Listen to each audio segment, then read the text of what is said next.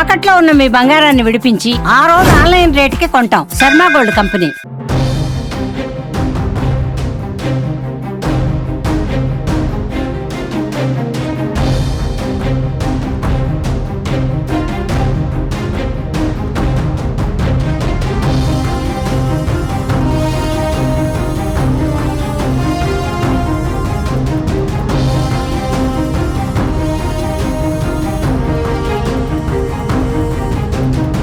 Indian defence system Bharat కు గోడగా నిలిచింది. INS Vikrant అంతు చూసింది. డ్రోన్ల దెబ్బకు పాక్ పరేషాన్ అయింది. లాహోర్, ఇస్లామాబాద్, కరాచీలో బాంబుల వర్షం కురిసింది. గురువారం అర్ధరాత్రి ఆకాశంలో చుక్కలు కాదు, పాక్కు బాంబులు కనిపించాయి. పడుకున్న సింహాన్ని లేపి మరీ తన్నించుకుంది పాకిస్తాన్. అనవసరంగా ఇండియాను గెలికిన పాకిస్తాన్కు చుక్కలు చూపిస్తోంది. మోదీ జమ్మూపై దాడులు చేసే ప్రయత్నం చేసిన పాకిస్తాన్కు ఊపిరి సలపనివ్వకుండా భారత దళాలు ఉక్కిరిబిక్కిరి చేశాయి. భారత నౌకాదళం కరాచీ సముద్ర పోర్టుపై తీవ్రంగా విరుచుకుపడింది.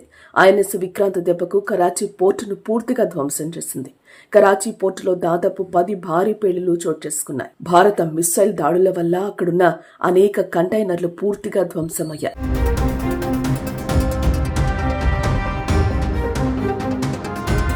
ఇస్లామాబాద్ లో అలాగే లాహోర్ ప్రాంతాల్లో భారీ పేలుళ్లు జరిగాయి. అటు పాకిస్తాన్ ప్రధాని షరీఫ్ ఇంటికి సమీపంలోనే భారీ పేలుడు సంభవించింది.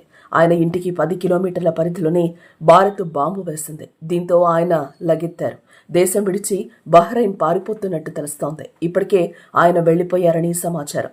భారత్ మెరుపు దాడులకు పాక్ ఆర్మీ సైతం చేతులెత్తేసింది. ఏం చెయ్యలేని నిస్సహాయ స్థితిలో ఉండిపోయింది. కీలకమైన ఆర్మీ అధికారులు కూడా ప్రధానితో పాటు విదేశాలకు జంప్ అవుతున్నట్టు వార్తలొస్తున్నాయి.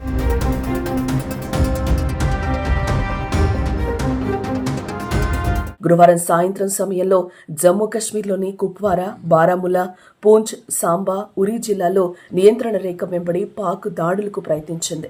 అంతర్జాతీయ సరిహద్దుకు సమీపంలో ఉన్న జమ్మూ, పఠాన్కోట్, ఉధంపూర్ వంటి కీలక సైనిక స్థావరాలను కూడా పాకిస్తాన్ లక్ష్యంగా చేసుకుని డ్రోన్లు, క్షిపణులతో దాడి చేసింది. జమ్మూ ఎయిర్పోర్టు పైకి పాక్ క్షిపణులు దూసుకొచ్చాయి. అయితే భారత సైన్యం అప్రమత్తంగా వ్యవహరించి ఈ దాడులను సమర్థవంతంగా తిప్పికొట్టింది. పాక్ పంపిన మిస్సైల్స్, డ్రోన్లను భారత సైన్యం కాల్చేసింది. F-16 విమానంతో పాక్ దాడికి ప్రయత్నించగా భారత్ కూల్చివేసింది. మొత్తం ఉత్తర పశ్చిమ భారతదేశంలోని 15 నగరాల్లోని అనేక సైనిక లక్ష్యాలను లక్ష్యంగా చేసుకునేందుకు పాకిస్తాన్ చేసిన ప్రయత్నాలను భారత్ భగ్నం చేసినట్లు భారతదేశం ప్రకటించిన కొన్ని గంటల తర్వాత భారత్ అటాక్ స్టార్ట్ చేసింది. మన అమ్ముల పొదిలో ఉన్న అస్త్రాలన్నీ బయటకు తీసి దాయదిపై ఎదురుదాడి చేసింది. భారత్ కేవలం గంట మాత్రమే దాడి చేసింది. ఈ దెబ్బకు పాక్ ఖేల్కతమైంది. భయంతో వణికిపోయింది.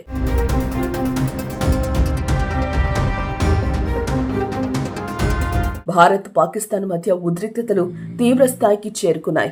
ఈ నేపథ్యంలో అగ్రరాజ్యం అమెరికా రంగంలోకి దిగింది. విదేశాంగ శాఖ మంత్రి జైశంకర్తో అమెరికా సెక్రటరీ మార్క్ రుబియో ఫోన్లో మాట్లాడారు.